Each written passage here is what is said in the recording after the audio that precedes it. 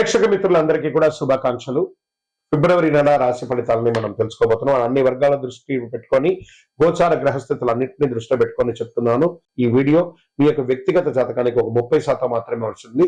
మీ యొక్క సంపూర్ణ జాతకం మీ యొక్క date of birth, time of birth ద్వారానే వస్తుంది. కాబట్టి జాతకం పడుతున్న వర్షానికి గొడుగు.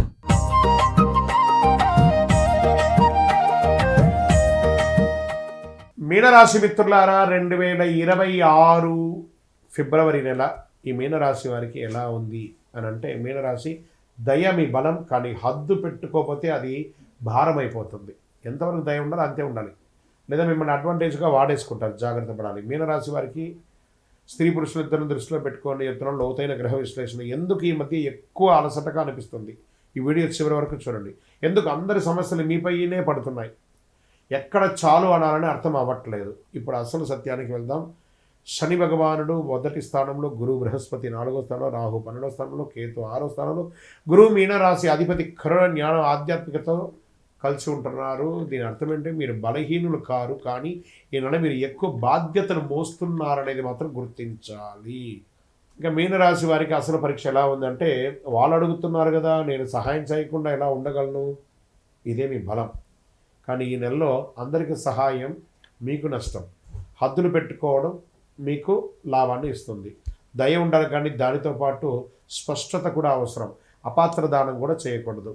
స్త్రీ పురుషులిద్దరికీ కూడా వస్తుంది. ఉద్యోగంలో పనిభారం పెరుగుతుంది, బాధ్యతలు మీ మీద పడతాయి, గుర్తింపు ఆలస్యం అవుతుంది. ఎందుకంటే ఏళ్ళనాడు శని నడుస్తుంది మీకు. ఈ నెల జాబ్ మారకండి.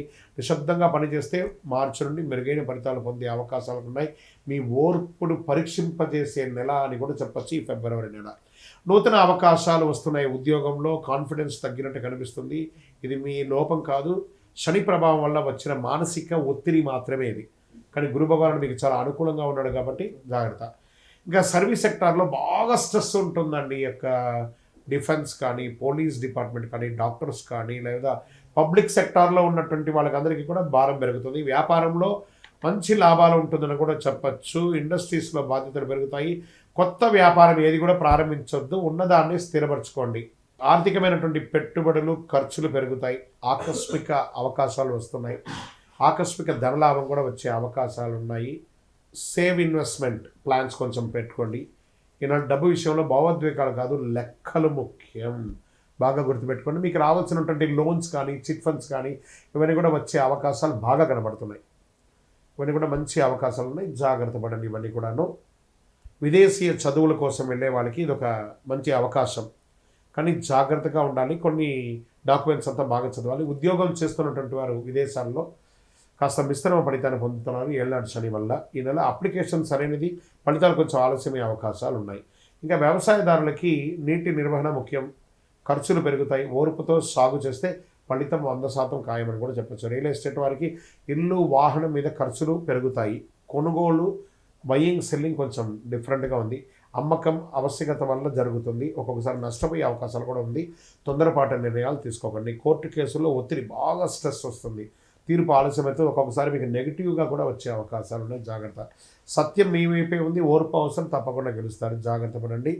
ప్రేమికులు ఒకరి పట్ల ఒకరు త్యాగ స్వభావం పెంచుకోండి, ప్రేమ స్వభావం పెంచుకోండి. మాట్లాడి తెగిపోయేలాగా చేసుకోకండి.